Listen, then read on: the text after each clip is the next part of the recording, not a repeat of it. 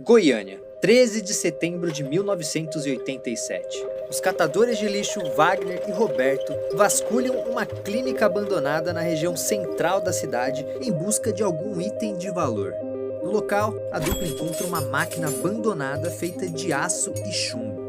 Certos de que tiraram a sorte grande, os dois carregam o aparelho até a casa de Roberto e começam a desmontá-lo com o objetivo de vender as peças separadamente. Mal sabiam eles do pesadelo que estava por vir. Foi assim que começou uma das maiores tragédias envolvendo radiação da história do nosso país: o acidente radiológico de Goiânia.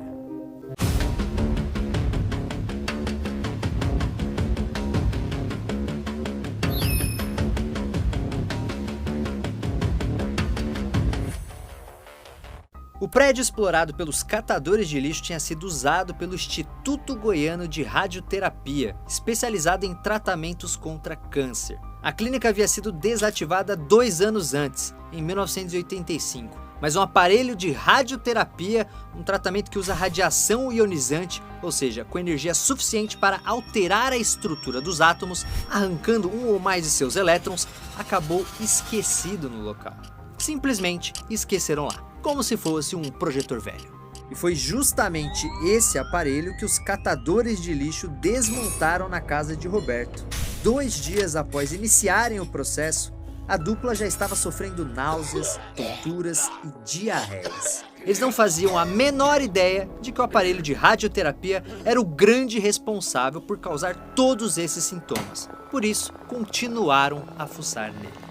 Depois de 5 dias em contato com o aparelho, os catadores de lixo venderam o que restava do objeto para Devair, o dono de um ferro velho da cidade. Ele, imediatamente, mandou 2 de seus funcionários, Israel e Admilson, terminarem de arrebentar a máquina em busca de peças valiosas. Dentro do aparelho, eles encontraram uma cápsula com 93 gramas de um pó branco parecido com sal de cozinha que emitia um brilho azulado no escuro.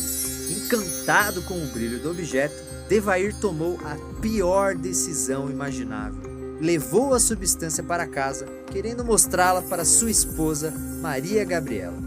E a história só vai piorando. Logo começaram a aparecer vizinhos e amigos que queriam ver a tal cápsula brilhante de perto. Uma dessas pessoas era Ivo, o irmão de Devair, que pegou uma parte do pó e levou para sua casa. Durante o jantar, ele apresentou o peculiar objeto para sua família. E sua filha Leide, de apenas 6 anos, acabou até mesmo ingerindo parte da substância sem perceber, pois suas mãos estavam contaminadas com o material radioativo. Em poucos dias, todas essas pessoas começaram a demonstrar os mesmos sintomas dos catadores de lixo, como tonturas, vômitos e indisposição. 2 semanas depois, Maria Gabriela, a esposa de Devair, ficou desconfiada de que a substância tinha algo a ver com esses problemas e levou a cápsula para a vigilância sanitária. Aí foi descoberto que a cápsula continha um isótopo radioativo de césio, chamado césio-137, que é um subproduto de fissão do urânio ou do plutônio. Os núcleos do césio-137 são altamente instáveis e emitem uma forma de radiação, conhecida como partículas beta, que conseguem penetrar no corpo humano, causando danos muito graves. Mas calma que a coisa não acaba por aí. Porque nesse processo de emitir partículas beta, o núcleo do césio-137 se transforma num outro elemento radioativo, chamado bário-137. Esse elemento emite raios gama, que são ainda mais nocivos, porque atravessam completamente o corpo de uma pessoa, provocando estragos irreparáveis.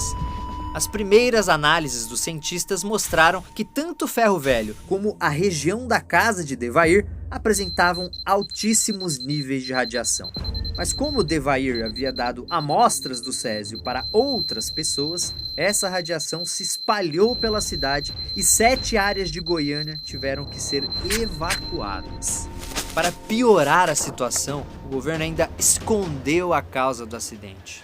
mais de 112 mil pessoas foram levadas para dentro do Estádio Olímpico, onde passaram por uma triagem, sem receber sequer uma explicação exata do que estava acontecendo.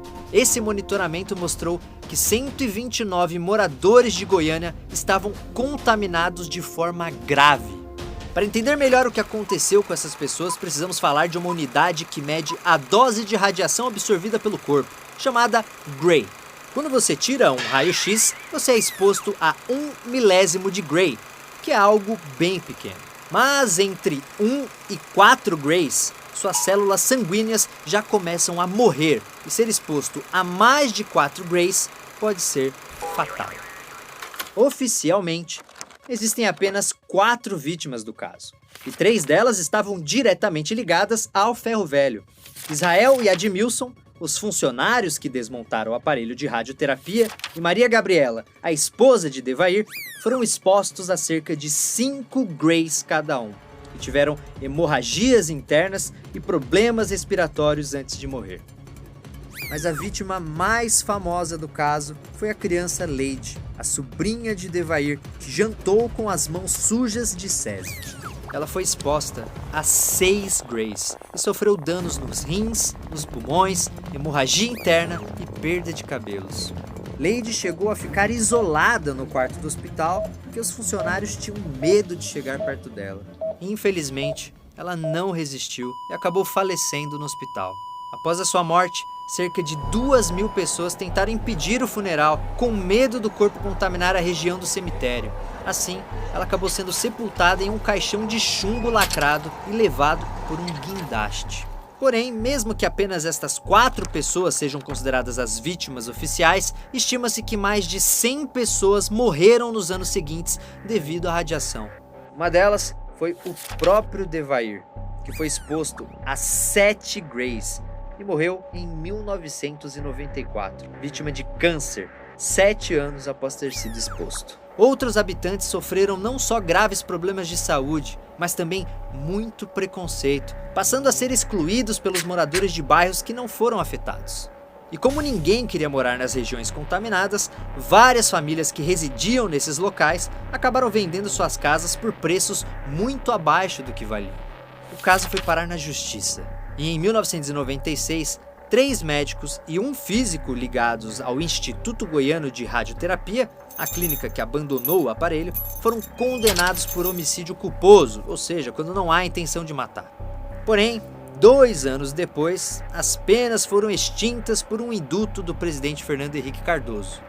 Hoje, os rejeitos do Césio 137 estão enterrados em 2 caixas de concreto na região metropolitana de Goiânia, junto com outras 6.000 toneladas de material contaminado.